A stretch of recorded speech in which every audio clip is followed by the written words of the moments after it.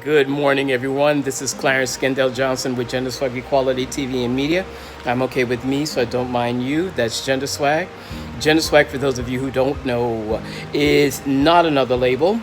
We are a group of unity conscious people coming together for the greater good on important issues such as suicide, addiction, mental illness, bullying, transgender support, immigration, and the list goes on and on. We use music, art, and literature as our connectors and our platform to reach folk and to fellowship and to give encouragement and share important crisis intervention resources across the board. We're not in competition with anybody. We're just here to help. So that having been said, again, my name is Clarence Johnson.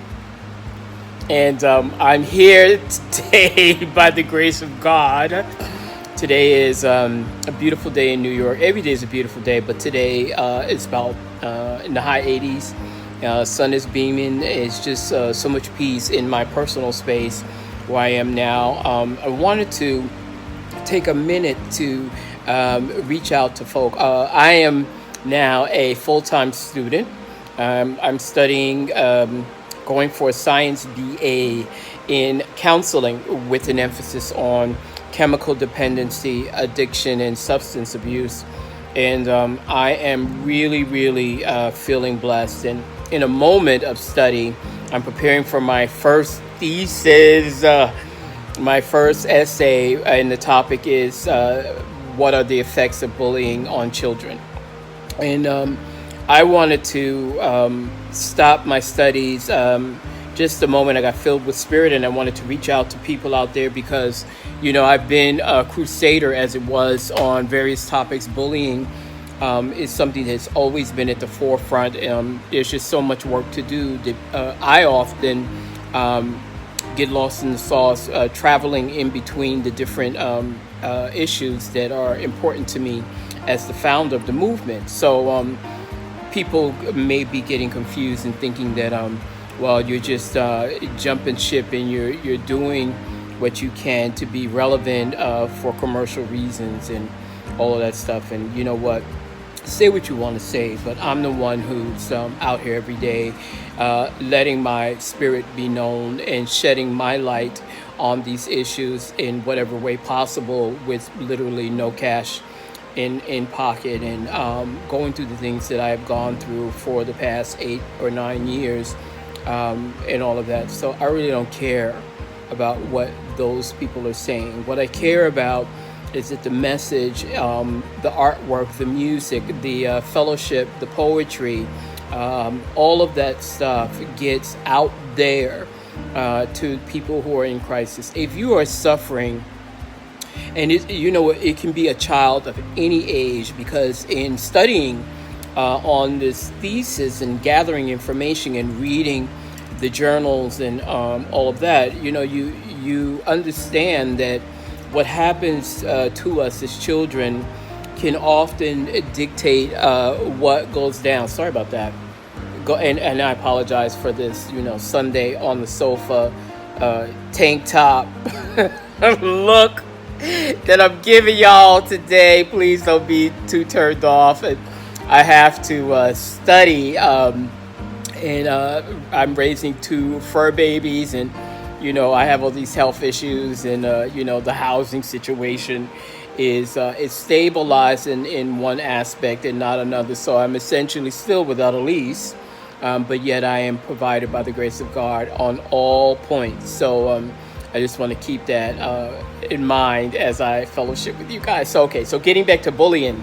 Look, I don't care how old you are. You could be, and bullying is something that can enter into our lives at a very early age.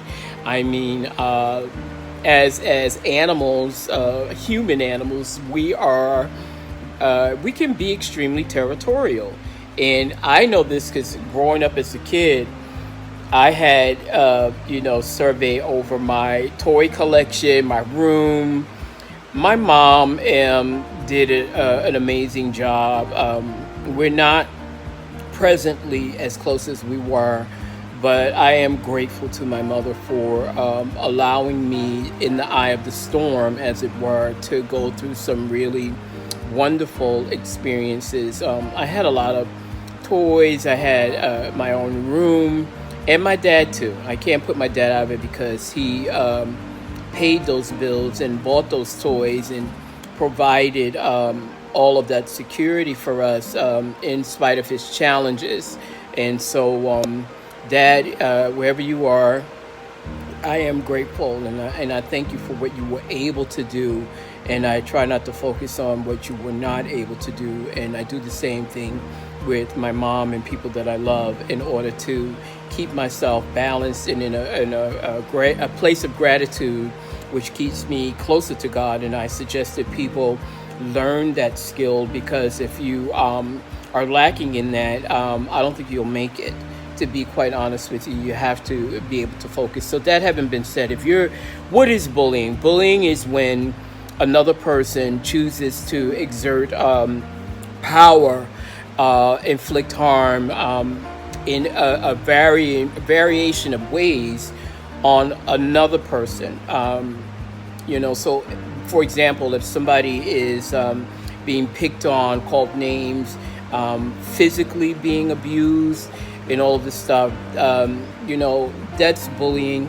I will deliver a more technical academic term for it, but emotionally speaking and spiritually, those are the things that readily come to mind, and people can relate to those horrible things right off the bat without, getting a textbook definition of what bullying is.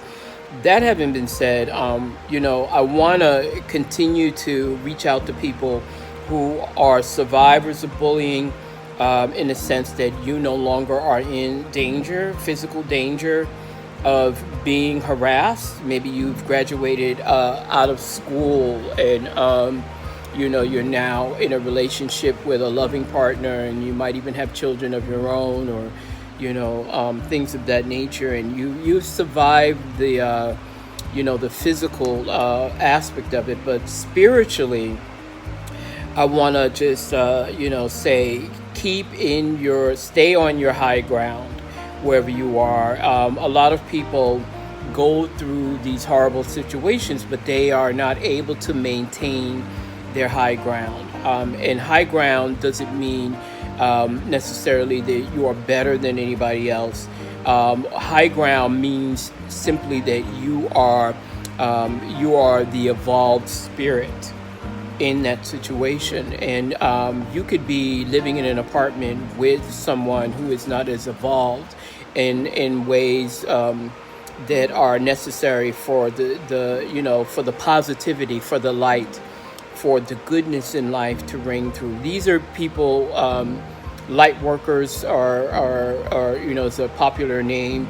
I don't know if I can say priests and pastors.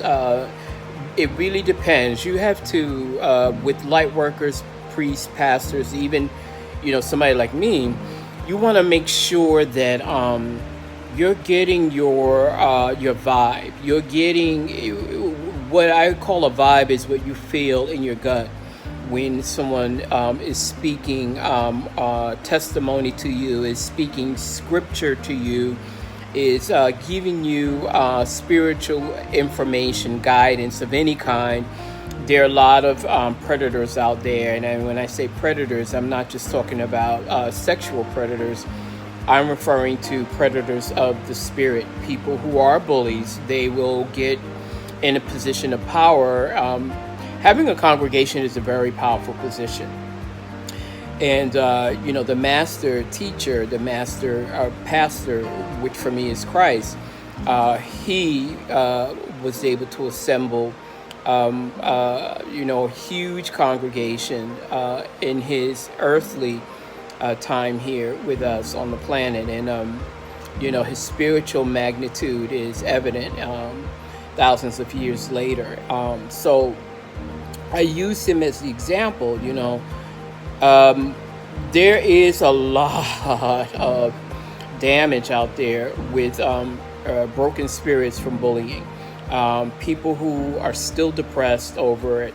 When someone hits you, and they attack you, or they call you horrible names, and they do things, push you, make you feel less than human, destroy your property, just do all of these really unhinged mental attacks against your person, against your spirit. It's a horrible, horrible abuse to endure. And unless you've actually been through that, it's kind of hard for you to get it. And even the people that are doing the abusing, the bullies, likely it's highly likely that they themselves are a product of being bullied, and you deliver that out. It's a cycle of pain that is just never ending until you end it, until you find your light to cancel out the dark. And it is about light and dark energy. It is about people not being in touch with love, and being away from that. If you can harm somebody in that way and the word is cruel. Cruelty is really a thing that people are not. It's a word that's not discussed a lot in bullying. It's a dramatic word because it just encapsulates, what we perceive to be really harsh stuff. And I'm telling you, there's very little difference in cruelty from somebody who's committing war crimes or letting children die in immigration detention centers and all of this stuff. That is what we consider in media as acts of cruelty. But it's no less cruel when a child is in school and someone is spitting in their face or calling them a faggot or whatever it is that the abuser is using to destroy, to attack, to annihilate another human being. I think it's just really, and there's no credibility to it, man. People get their ways from different sources. A lot of these abusive situations with bullying and then going into the sexual abuses with churches and all that stuff, that's another form of bullying because, again, if you have power, you should never abuse your power to get your earthly pleasures or whatever your crazy mixed up cruelty is, inflict that on another human being. It's something that we need to learn how to recognize. It's something that we need to teach people how to process when it's done to them, so that they in turn do not repeat the pattern. I think that's something that we lose track of. And then we also need to get some responsibility, accountability with our elders, our mentors, our guardians, our parents, our people who are supposed to know better, who have lived longer, who understand or should understand the dangers of the world by way of cruelty. And you should never tell a child under any circumstances when they come to you and say, I'm going through this, I'm being bullied, this one's picking on me. Well, kids will be kids. And, I kind of went through something like that when I was a child. And, it's let them be kids, let children be kids, work it, and then look the child in the face and say, you're going to have to work that out. Adults stay in adult places. Bullshit. Never do that to a child, ever.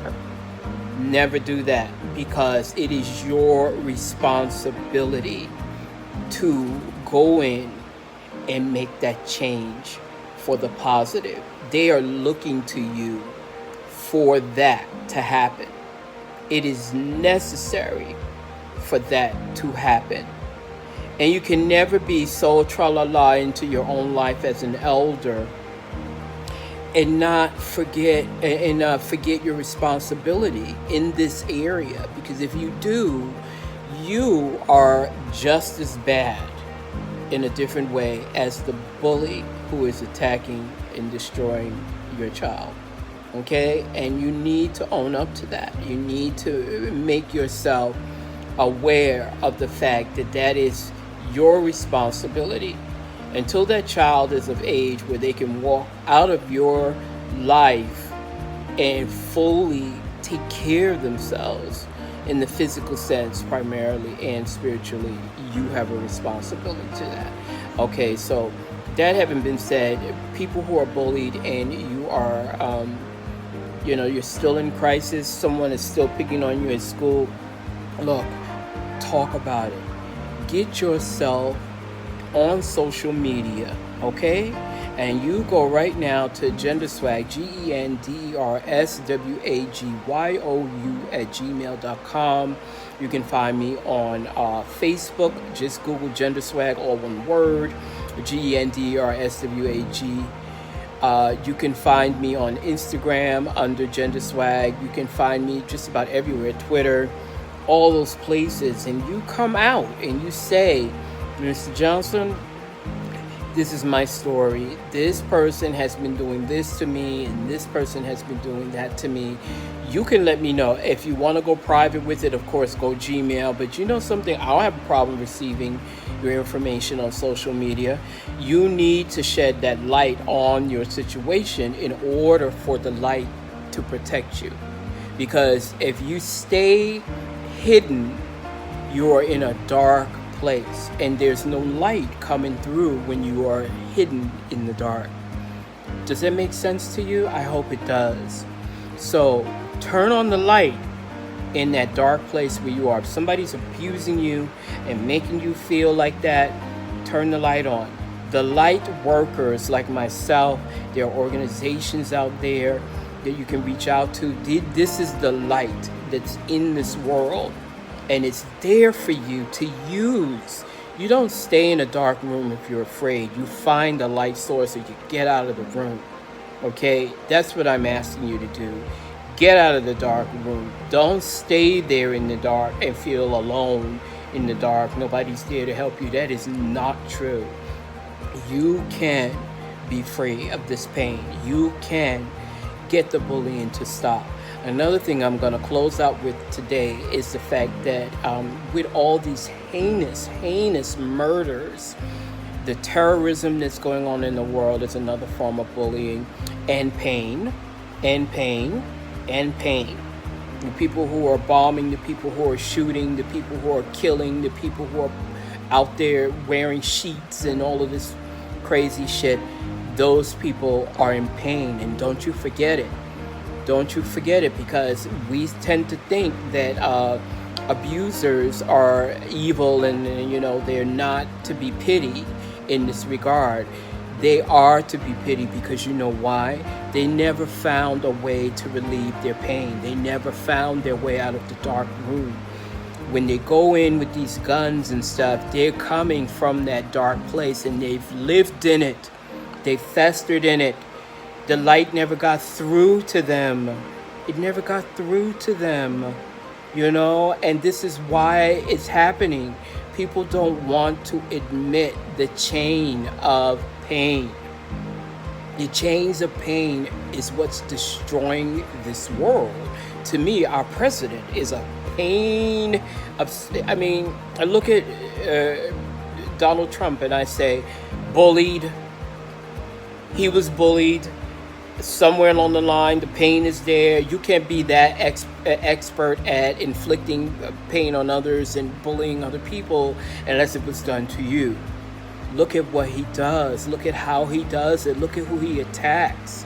How can you, in a cruel way, allow a child to die because the child is not acceptable to you by race and origin? How can you let this is a child? We have dogs and cats that we take care of. Our government does so much more with for so much less. Why is it that we can't make sure that at least the children of these immigrants are taken care of? You got Ben Carson in HUD. Put his ass in on that situation. It's a housing issue, okay? These people are being housed on American soil, okay? Make the connection. You can connect everything else, but you can't connect that. This is Clarence Johnson. I just want to end this conversation, because I have opened the door for conversation, good or bad, by saying that let the light in, people.